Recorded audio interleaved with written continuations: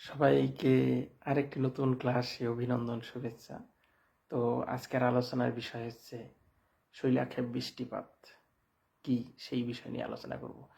Previous ক্লাসে আমরা পরিচলন বৃষ্টিপাত নিয়ে আলোচনা করেছি, এখন আমরা আলোচনা করব পরিচলন বৃষ্টিপাত কি। তো শৈলাক্ষেপ বৃষ্টিপাত কি? এই শৈলাক্ষেপ যাকে অরোগ্রাফিক রেইনফল বা রিলিফ রেইনফল বলা হয়। তোমার পাশে থাকবে, তাহলে ক্লাসটা বুঝতে পারবে, জানতে পারবে জিনিসটা কি। তো এই অরোগ্রাফিক বা রিলিফ রেইনফল এটা কি? আমরা যদি দেখি যে শৈলাক্ষেপ, শৈল শব্দের অর্থ কি? পর্বত। আর উৎক্ষেপ শব্দের অর্থ হলো উৎক্ষেপ। উৎক্ষেপ মানে উপরে ওঠা। তাহলে মানে দাঁড়াচ্ছে যে জলীয় বাষ্পপূর্ণ বায়ু পর্বতের গায়ে বা প্রতিহত হয়ে বা ধাক্কা খেয়ে উপরে উঠে যায়। উঠে কি হয়? শীতল ও ঘনীভূত হয়ে পর্বতের প্রতিবার ঢালে যে বৃষ্টিপাত ঘটায় তাকে বলা হয় শৈলাক্ষেপ বৃষ্টিপাত। পর্বতের দুটো ঢাল, একটা রেইনওয়ার্ড ঢাল বা রেইনওয়ার্ড ঢাল বা প্রতিবার ঢাল যেটাকে বলা হয়, যে ঢালটায় গিয়ে বায়ু, জলীয় বাষ্পপূর্ণ বায়ু আঘাত করে, সেটা প্রথম ঢালটা। আর তার উল্টো দিকে, বিপরীত দিকে যে ঢালটা, সেটাকে বলা হয় অনুবাদ ঢাল। অনুবাদ ঢালে সেরকম বৃষ্টিপাত হয় না। নর্মালি আমরা যদি দেখি যে প্রতিবাদ ঢালেই বেশি বৃষ্টিপাত হয়, মনে রাখবে। তো সেইটাকে বলা হয় যে বৃষ্টিপাত ঘটায়, প্রতিবার ঢালে যে বৃষ্টিপাত ঘটায়, তখন তাকে বলা হয় শৈলাক্ষেপ বৃষ্টিপাত। হ্যাঁ, এখানে আসে যে শৈলাক্ষেপ বৃষ্টিপাত কোন ঢালে ঘটে। নর্মালি মনে রাখবে যে প্রতিবাদ ঢালে সবসময় শৈলাক্ষেপ বৃষ্টিপাত হয়। হ্যাঁ, সেই বৃষ্টিকে বলা হয় অরোগ্রাফিক রেইনফল বা শৈলাক্ষেপ বৃষ্টিপাত, মনে রাখবে। যদি আমরা পদ্ধতিটা দেখি, প্রসেসটা বা মেকানিজমটা, তাহলে এটি কিভাবে এই বৃষ্টিপাতটা হয় আমরা একটু আলোচনা করব। তো যদি আমরা দেখি যে সমুদ্র থেকে যে জলীয় বাষ্পপূর্ণ বায়ু, আমরা জানি জলীয় বাষ্প নর্মালি সমুদ্র বা জলভাগের মধ্যেই হয়, যেখানে জলের পরিমাণ বেশি থাকে। তো জলীয় বাষ্পপূর্ণ বায়ু কি হয়, ভূপৃষ্ঠের ওপর দিয়ে যখন প্রবাহিত হওয়ার সময় পর্বতে বাধা পেলে কি হয়, পর্বতের ঢাল বরাবর কি হয়, ঢাল বেয়ে বেয়ে কি হয়, উপরে উঠে যায়। এই ঊর্ধ্বগামী বায়ু যে উপরের দিকে যে উঠছে, বায়ু প্রসারিত ও শীতল হয়। এর ফলে কি হয়, জলীয় বাষ্প ঘনীভূত হয়, উপরে হয়ে জল কণায় পরিণত হয়।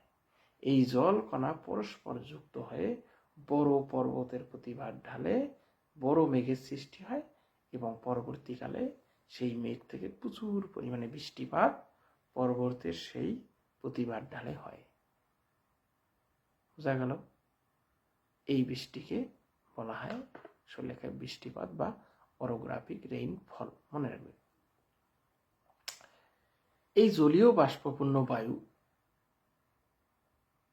যখন বিপরীত ঢালে, তাহলে প্রতিবার ঢালের বিপরীত ঢাল কি? অনুবাদ ঢাল। অনুবাদ ঢালে এসে পৌঁছায়, যখন বায়ুটা প্রতিবার ঢাল পার করে অনুবাদ ঢালের দিকে চলে যায়, তখন কি হয়, বায়ুর মধ্যে আর জলীয় বাষ্প সেরকম থাকে না। কারণ যেটুক জলীয় বাষ্প সেটুক পুরোটাই প্রতিবার ঢালের মধ্যেই বৃষ্টিপাত ঘটায়। ফলে ওই অনুবাদ ঢালে বায়ুটা পৌঁছার পর আর সেরকম জলীয় বাষ্প থাকে না। এছাড়া নিচের দিকে নামতে থাকার কি হয়, ক্রমশ উষ্ণ হয়ে পড়ে। বোঝা গেল? তখন সেখানে আর বৃষ্টিপাত হয় না বা ঘনীভূত হওয়ার সম্ভাবনা কমে যায়। ফলে কি হয়, আমরা যেটা দেখি যে পর্বতের অনুবাদ ঢালে বৃষ্টিপাত হয় না বললেই চলে, কারণ জলীয় বাষ্প তো প্রতিবার ঢালেই শেষ হয়ে যায়। তাই এই অনুবাদ ঢালকে বৃষ্টি ছায়া অঞ্চলও বলা হয়, মনে রাখবে, বিভিন্ন এক্সামে আসে বৃষ্টি ছায়া অঞ্চল কি। তা পর্বতের অনুবাদ ঢালটাই হচ্ছে বৃষ্টি ছায়া অঞ্চল বা রেইন শ্যাডো এরিয়া। কি বলা হয়? রেইন শ্যাডো এরিয়া, মনে রাখবে। হ্যাঁ, আর প্রতিবার ঢালে সবচেয়ে বেশি বৃষ্টিপাত হয়। অনুবার ঢালটা বৃষ্টিপাতের পরিমাণ খুব কম, এই জন্য এই ঢালকে বৃষ্টি ছায়া অঞ্চলও বলা হয়, মনে রাখবে। তো এরপরে আমরা যদি দেখি যে উইন্ডওয়ার্ড সাইটে অত্যাধিক পরিমাণে বৃষ্টি হয়ে থাকে নর্মালি যদি দেখা, যেমন ভারতের আসাম, মেঘালয়, পশ্চিমঘাট পর্বত অঞ্চল, এই ধরনের বৃষ্টিপাত দেখা যায় যদি আমরা দেখি। কিন্তু পর্বত বা উচ্চ স্থান এই অতিক্রম করে যখন বায়ু অনুবার ঢালে পৌঁছায় লিওয়ার্ড সাইটে, তখন কি হয়, বায়ুতে জলীয় বাষ্প বিশেষ থাকে না, এই কারণে সেখানে বৃষ্টিপাত হয় না, খুব কম, যেটা বৃষ্টির ছায়া অঞ্চলে পরিণত হয়। হ্যাঁ হ্যাঁ, বৃষ্টির ছায়া অঞ্চলে পরিণত হয়। এই কারণে যখন ভারতের অনুবাদ অঞ্চলে উষ্ণতা বৃদ্ধি হয় বা বেশি হয়ে থাকে, এই ধরনের এই শুষ্ক ও উষ্ণ বায়ু প্রবাহকে যেমন বিভিন্ন জায়গায় বিভিন্ন নামে পরিচিত, যেমন আমরা যদি দেখি রকি পর্বতে যেটাকে চিনুক বলা হয়, খুব উষ্ণ হয়। হ্যাঁ, বা এটা তুষার ভক্ষকও বলা হয়, তুষারকে গলিয়ে ফেলে উষ্ণ বায়ু। তারপরে হচ্ছে তোমার বিভিন্ন জায়গায় বিভিন্ন নামে এটা আছে। যদি আমরা দেখি যে ওই ইয়ের মধ্যেই কি যেন বলে এটাকে,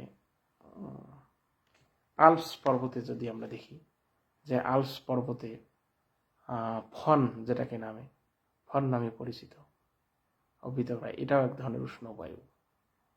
বোঝা গেল? আল্পস পর্বতের যে ফন নামেও পরিচিত।